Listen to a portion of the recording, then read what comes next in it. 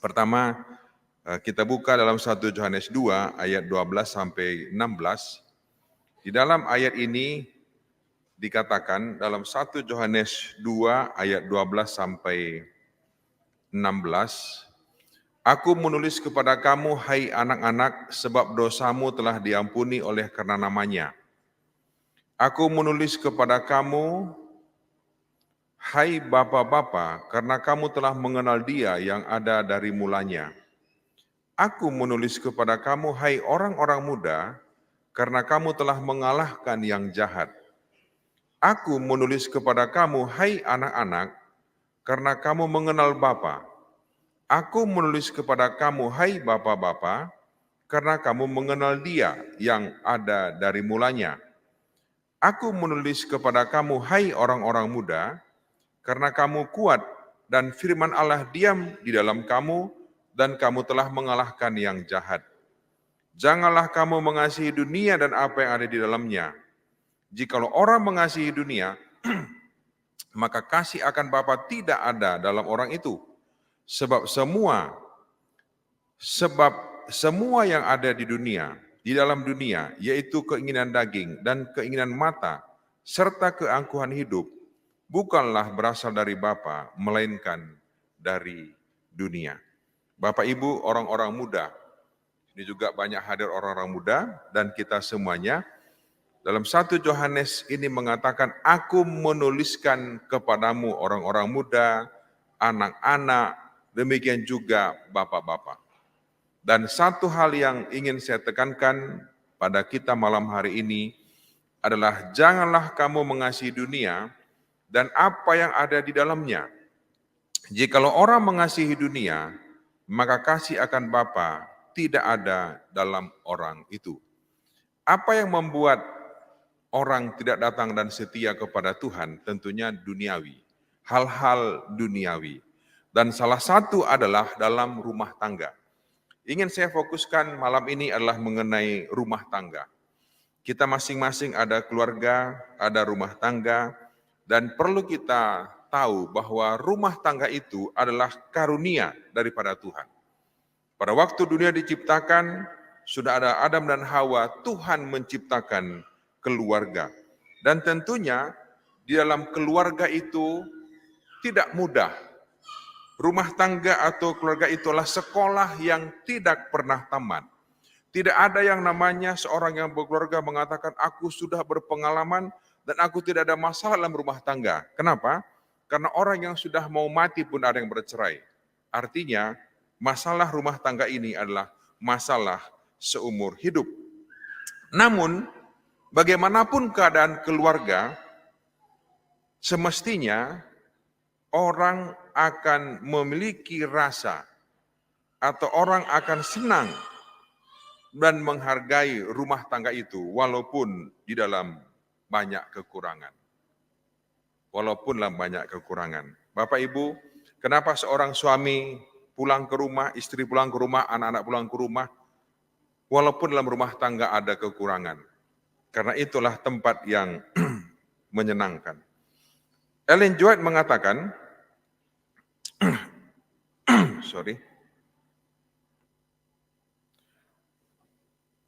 saya pikir, oke. Jadi slide-nya nggak bisa, saya sampaikan aja beberapa kutipan. Tuhan ingin menggunakan setiap anggota keluarga menjadi berkat kepada orang di sekitar. Jadi rumah tangga itu ada, Tuhan ingin rumah tangga itu dapat menjadi berkat bagi orang di sekitarnya, tentunya bukan hanya berkat secara duniawi, tetapi berkat karunia untuk membagikan keselamatan. Makanya kalau kita melihat di dalam Alkitab ada rumah tangga pilihan, itulah yang pertama. Rumah tangga Abraham, rumah tangga Adam dan sebagainya. Baru nanti ada, setelah rumah tangga pilihan, ada bangsa pilihan. Secara bangsa, mereka tidak menjalankan tugasnya, barulah diberikan kepada secara pribadi menjadi umat pilihan.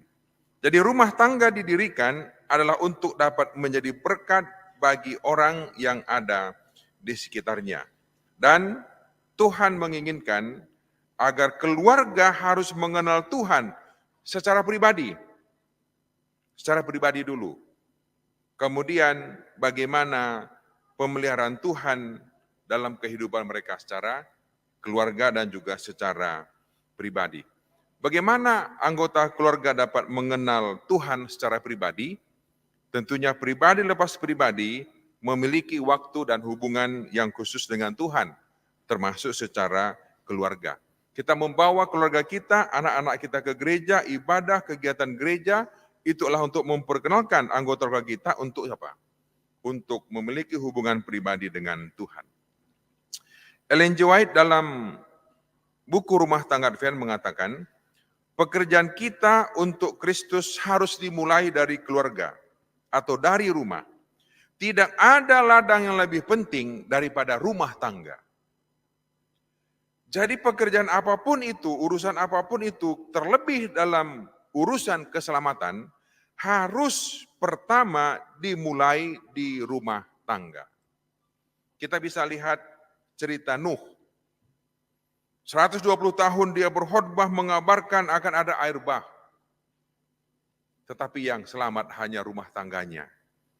Suami istri, anak dan juga mantunya. Begitu pentingnya hal ini, supaya kita memiliki tanggung jawab untuk keselamatan rumah tangga kita. Kenapa saya sampaikan ini Bapak Ibu? Bila mana kami pergi melayani dan saya tanyakan, dan saya tidak tahu, mungkin juga di Tanjung Anom demikian. Seandainya umat Tuhan, semua anggota keluarga dalam rumah tangga itu tidak ada yang keluar daripada kebenaran. Saya yakin umat Advent minimal 2 kali lipat seperti hari ini. Contohnya, saya anak 3. Anak saya ini semua ada dalam kebenaran. Dia dapat suami dan istri juga dalam kebenaran. Sudah menjadi berapa orang? Kalau saya 2, anak saya 3, mantu saya 3. Sudah menjadi 8 orang. Sebutkanlah mereka masing-masing punya anak 3 seperti saya. Tambah 9 orang. 8 tambah 9. Sudah 17 orang. Baru itu saja sudah banyak. Kalau sempat lagi saya melihat keturunan mereka. Satu keluarga bisa 19 orang. Ini anaknya 3. Kalau Pak Panjaitan anaknya 5. Nanti cucunya 3 1 orang. Udah 15. Tambah 7, 22. Dan itu semua dalam gereja. Coba bayangkan, anggota gereja kita bisa 2 kali lipat daripada sekarang. Tetapi banyak terjadi dalam rumah tangga, mulai dari rumah tangga pendeta, jangankan anggota biasa. Pendeta pun ada anak-anaknya yang keluar dari kebenaran. Makanya lanjut katakan rumah tangga adalah ladang pertama dan tidak ada ladang yang lebih penting. Dengar ini. Tidak ada yang lebih penting, ini paling penting. Keluarga kita dulu selamatkan. Dan apapun itu lebih penting daripada yang lain adalah keluarga itu. Makanya di ayat ini tadi katakan, jangan kamu mengasihi dunia dan apa yang ada di dalamnya. Lalu Bapak Ibu semuanya, kita juga dipanggil. Adalah hal yang wajar bagi orang Kristen yang bertekun dalam Tuhan untuk memberikan seluruh waktu dan tenaga untuk menjangkau yang hilang dan menginjil dalam setiap kesempatan. Dan ini perintah Tuhan. Pergilah ke seluruh bangsa, bahasa dan kaum. Itu perintah. Tetapi sebagai umat Tuhan, kita harus menyadari bahwa keluarga kita adalah ladang penginjilan yang pertama. Ini ya, jadi kembali. Keluarga kita adalah ladang penginjilan yang pertama. Ya, memang kadang-kadang kita belum tentu mau atau rajin untuk menginjil keluar.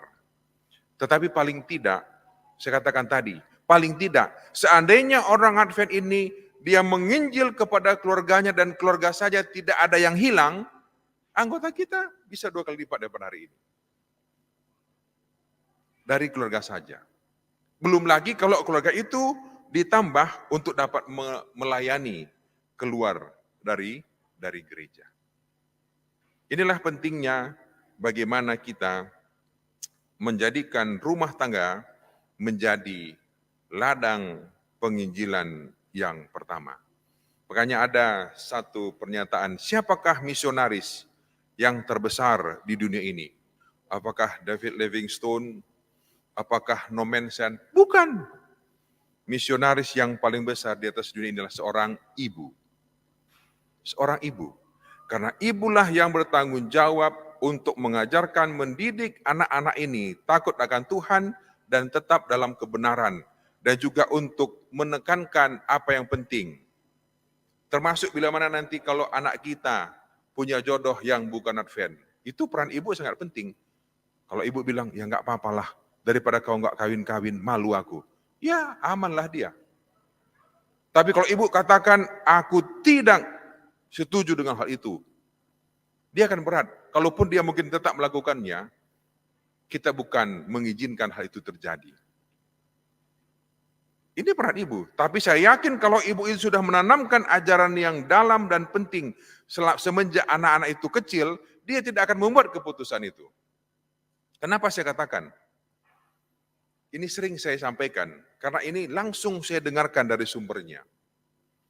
Seorang anak pendeta, pertama dia nggak gereja hari Sabat. Kenapa abang nggak gereja? Aduh, sebenarnya saya mau gereja, Lay. Lalu, waktu itu pekerjaan tidak ada libur Sabtu. Lalu, ibu saya bilang, malu aku pengangguran, kau udah tamat UNE pengangguran, nggak apa-apa kau kerja hari Sabtu. Itu peran ibu, kerjalah dia. Setelah kerja hari Sabtu, dapat jodoh, ya nggak mungkin ketemu di gereja. Akhirnya hilang. Tapi kalau ibunya bilang, engkau ini anak pendeta, karena kebetulan ini anak pendeta cerita ya, engkau ini diajarkan, kami udah ajar engkau, tidak boleh itu, lebih baik kau makan apa yang ada di rumah. Kalau cuma kita makan nasi sama kerupuk, itu kita makan. Tapi kau ke gereja. Anak itu kan gereja, apakah Tuhan biarkan dia menjadi pengangguran terus? Tidak mungkin, Tuhan pasti akan buka jalan. Tapi karena diizinkan hal itu terjadi, dia hilang seterusnya. Ini peran ibu. Karena dibiarkan, karena aku malu kau pengangguran. Atau mungkin nanti ada anak kita, laki-laki perempuan belum menikah, tapi ada yang nanya dia yang tidak seiman. Apa jawaban kita? Ya udahlah, daripada kau enggak menikah, malu aku di rumah kau terus. Menikah aja lah. Menikahlah dia dan hilang selamanya. Bilang sama anak-anak kita, kalaupun kau belum menikah, baru amang, enggak malu saya, yang penting kau dalam kebenaran. Apa Tuhan biarkan dia enggak dapat jodoh? Pasti dapat jodoh, walaupun mungkin tidak pada hari itu. Saudara, saya kasih contoh, kebetulan dia teman saya satu kelas. Kalau kenal adik ipar Bapak Binsar Siahan Boru Parhusip, Sarinah Parhusip, baru menikah kan, setelah umur 50 tahun, suaminya pendeta.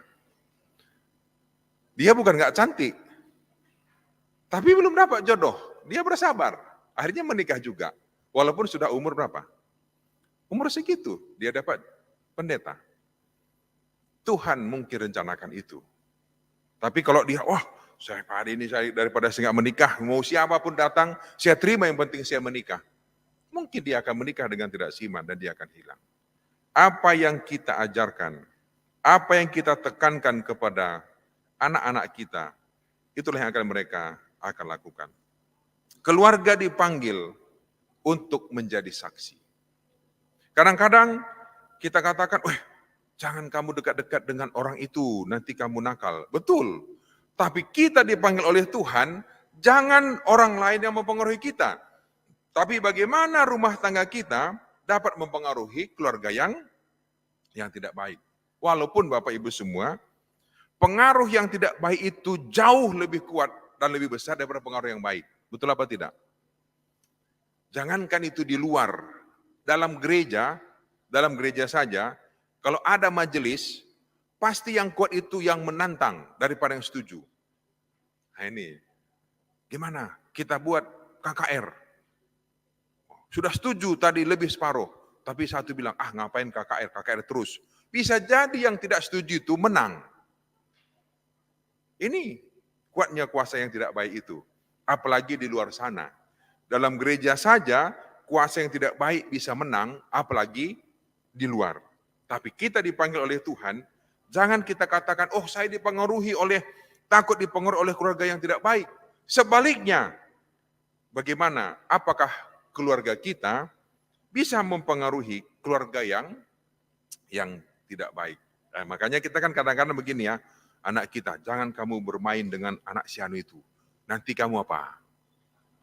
Ikut nakal. Pernah kita katakan, nggak apa-apa kamu bermain sama orang nakal itu. Pengaruhi dia supaya dia jadi baik. Berani kita? Pernah kita katakan? Mungkin enggak ya. Ada anak saya mungkin mau jangan kau main sama anak si anu itu. Kenapa Pak? Nakal itu. Maunya saya bilang, main-mainnya sama dia. Pengaruhi dia supaya dia jadi orang baik. Saya belum pernah dengar kata-kata itu. Tapi yang ada kata-kata jangan ketemu dia, jangan dekat dia, jangan ini. Kenapa? Karena mungkin kita sendiri belum bisa memberikan terang dan contoh sehingga kita takut untuk melakukannya. Termasuk bagaimana? Termasuk rumah tangga kita. Kita sendiri belum bisa kuat, apalagi nanti ketemu atau datang kepada keluarga yang lain. Tidak hanya bicara kepada keluarga anggota jemaat, termasuk kami pendeta, kami yang bekerja di ladang Tuhan. Para pendeta juga harus ingat akan keluarga mereka sendiri, sementara mengembalakan domba-dombanya. Seperti saya katakan tadi, kadang-kadang pendeta sibuk untuk mengurus rumah tangga orang lain, rumah tangganya enggak diurus. Sibuk mengurus anak orang lain, anaknya sudah tidak terurus. Supaya orang melihat saya ini pendeta yang hebat, pendeta yang rajin, dan orang akan angkat jempol. Pendeta Del itu ada di mana-mana. Hebat. Tapi anaknya enggak tahu dia ada di mana. Bahaya. Karena pendeta ini ingin dipuji, lalu nanti kalau dianggap dia hebat, supaya dapat posisi, apapun dilakukan. Tapi apakah dia mengingat akan keluarganya, sementara mengembalakan domba-domba? Adalah mudah untuk mencurahkan waktu dan energi Anda dalam menolong anggota gereja dengan masalah-masalah mereka. Sementara dengan tidak bermaksud mengacuhkan pekerjaan di rumahmu sendiri. Saudara, ini tentunya kami sebagai pendeta mengingatkan juga sama anggota. Perhatikan jugalah kalau ada pendeta kita. Pendeta ini jangan-jangan sudah terlalu banyak ngurus anggota, keluarganya enggak diurus. Itulah makanya ada gunanya ketua Pak Panjaitan kan. Lihat pendeta. Itu kan fungsi ketua, baca di peraturan itu. Jadi kadang-kadang kita ini menuntut pendeta harus begini, harus ada, harus ini segalanya. Dan dia pun ingin juga seperti supaya dipuji dan dianggap hebat. Dan akhirnya apa? Banyak anak-anak pendeta juga hilang. Banyak anak pendeta hilang. Ini pendeta. Kita belum bicara kalau dia awam yang begitu sibuk. Begitu sibuk. Kadang-kadang saking sibuknya orang tua ini, dia nggak kurang uang, nggak kurang jajan, HP ganti, kapanpun bisa diganti. Tapi ada masanya dia membutuhkan ada orang tuanya di situ. Ada ibunya di situ, ada bapaknya di situ. Bukan hanya sekedar materi saja. Lalu ini untuk pendeta juga ini ya. Aturlah waktu yang rutin untuk memelihara pernikahan Anda dan tunjukkan perhatianmu kepada anak-anak Anda. Bila tidak, maka akan melemahkan Anda sebagai seorang pendeta untuk fokus hanya kepada membangun jemaat, sementara memberikan sedikit waktu untuk memelihara hati pasanganmu. Ini dia ya. Jadi ini kadang-kadang bagi kami juga yang bekerja sebagai pendeta, saya pernah menekan pendeta misah katakan. Pendeta misah ini kan karirnya dari muda sudah tinggi. Ketua conference di sini, ke divisi, ketua PA, ke GC dan sebagainya. Tapi pernah dia bilang begini. Apalagi kalau sudah divisi Bapak Ibu, bisa mungkin ya banyak kalau dia setengah tahun ada di rumah, sisanya di luar. Kalau di GC mungkin 3 bulan di rumah, sisanya di luar. Karena kan kunjungan keliling dunia. Ini masih muda, anak-anak masih remaja, tapi nggak pernah lihat bapaknya ada di rumah. Dari pendeta misah bilang begini, kita ini direktur PA, ke sana ngurus PA anak muda, ketemu orang muda, ngurus PA di sana sini, tapi anak muda kita, anak-anak kita tinggalkan dan biarkan di rumah, dia bilang. Jadi kadang-kadang banyak juga pendeta ini ya karirnya tinggi, waktunya banyak melayani, tapi waktu untuk keluarga sudah tidak ada. Nah, kemarin di kantor ya, pendeta kalau hadir mungkin disampaikan pendeta Raymond ya, satu kesaksian kan, satu kesaksian. Dia butuhkan ayahnya hadir. Tapi saking sibuknya, pendeta ini bapaknya, saking sibuknya nggak bisa hadir. Akhirnya anak itu hilang. Jadi ini pelajaran. Pelajaran bagi kita semuanya. Kenapa Bapak Ibu? Karena saya kan tadi bahwa semua itu bermula dari rumah tangga kita. Jadi kalau rumah tangga kita ini masing-masing saja, anggota jemaat dan juga pendeta, semua anggota keluarga itu tetap setia dan tetap dalam kebenaran, gereja ini baik secara jumlah sudah pasti lebih daripada hari ini. Tapi pertama, anggota gereja saja sudah hilang. Lalu kita mau tarik, ya mungkin saja bisa masuk 2, hilang 3. Masuk 2, hilang 3. Saya masuk ke Jawa Timur ini tahun 97, tercatat anggota sudah 10.000, mungkin lebih itu di conference. Hari ini nggak ada 10.000 anggota, kemana yang sisanya itu? Dibaptis kemana semuanya? Hilang. Coba bayangkan, sudah sekian puluh tahun. Saya masuk Tanjung Anom ini Pak Panjaitan tahun 2002 ya. 300-400 anggota sini kan. Kita audit waktu itu, pendeta Del. Waktu itu kita audit. Ini mana? Jangankan kita yang baru hadir, yang sudah lama pun di situ, siapa itu katanya? Nggak tahu. Tercatat saja namanya banyak, tapi dilihat nggak ada orangnya. Kemana? Bisa keluar atau mungkin ya anak-anak yang sudah tidak ada dan sebagainya. Jadi Bapak Ibu, saudara-saudari yang saya kasihi, kita dipanggil semuanya bagaimana supaya masing-masing kita tetap setia kepada Tuhan. Tapi seperti firman Tuhan tadi dalam ayat 15 dan 1 Yohanes 2, jangan kamu mengasihi dunia dan apa yang ada di dalamnya. Itulah yang membuat ya kita, orang tua dan juga anak-anak kita hilang. Karena mengasihi dunia bukan mengasihi Tuhan. Jikalau orang mengasihi dunia, maka kasih akan Bapa tidak ada dalam orang itu. Itu jelas-jelas. Kasih kepada Allah atau kasih kepada dunia. Apakah itu jodoh, pekerjaan, sekolah, dan sebagainya. Itu adalah kasih kita. Hanya 2 pilihannya. Kita mengasihi dunia atau mengasihi siapa? Mengasihi Allah Bapa. Dan ada ayat yang sering kita dengarkan. 3 Yohanes 1 ayat 4. Dia apa dikatakan? Bagiku tidak ada sukacita yang lebih besar daripada mendengar bahwa anak-anakku hidup dalam kebenaran. Ya, saya sebagai pendeta punya anak 3, itu yang saya paling takutkan. Anak saya ini sudah besar, anak saya nomor 1 sudah umur mau 25. Kemudian ada yang mahasiswa. Nanti mereka dapat jodoh bagaimana? Ini kan kekhawatiran. Saya nggak pernah khawatir mau kerjanya apa, sekolahnya di mana. Makanya anak saya, saya mau sekolah di sini. Oke, penting hari Sabat. Jurusanmu terserah. Saya nggak pernah paksakan anak saya jurusan ini dan sebagainya. Walaupun kalau saya ditanya, saya punya hati. Saya pasti lebih senang anak saya sekolah di UNAI. Jadi kemarin kami menghadiri wisuda anak kami di UNESA sana. Aduh, saya sama istri saya, kami tamat dari UNAI. Saya lihat orang tua di UNAI bisa foto-foto, ini mau anaknya juara 1 pun nggak tahu siapa orang tuanya itu. Kalau di UNAI kan kita dipanggil, dikasih bunga minimal Pak Panjaitan kan. Kalau di negeri nggak tahu anaknya di negeri gimana. Alah, mau kau datang orang tua mau tidak. Jadi saya bilang nanti miracle datang kita nggak usah hadir. Nggak ada gunanya juga hadir, antar dia nanti jemput pulang. Itu kalau di negeri. Tapi di UNAI kami tamat UNAI 22, wah 3 hari ketemu dosen, kenal dia dan sebagainya kan. Itu kalau di luar, tapi itulah pilihan.